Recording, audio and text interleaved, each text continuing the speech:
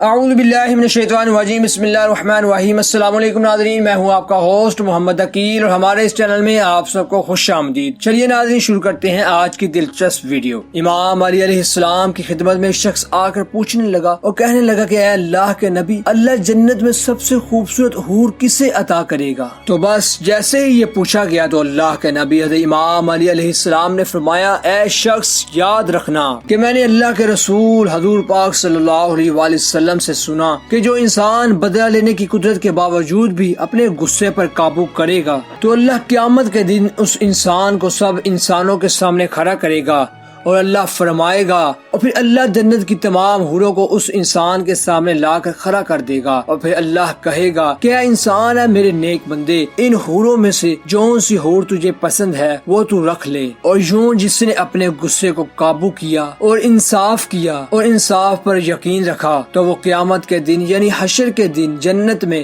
سب سے خوبصورت حوروں میں سے سب سے خوبصورت حور پالے گا۔ اے شخص یاد رکھنا کہ اللہ کو سب سے زیادہ وہ بندہ پسند ہے جو اپنے اندر بدلہ لینے کی قدرت کے باوجود بھی غصے پر قابو رکھتا ہے اور اللہ پر یقین رکھتا ہے کہ اللہ بہترین بدلہ لینے والا ہے اور اللہ پر چھوڑ دیتا ہے۔ تو اللہ اس خوبصورت عادت کی وجہ سے اس کی دنیا بھی آسان کر دیتا ہے اور آخرت بھی اس کی عظیم کر دیتا ہے، اور اس طرح دنیا اور آخرت کی تمام نعمتیں اس کے قدموں میں رکھ دیتا ہے،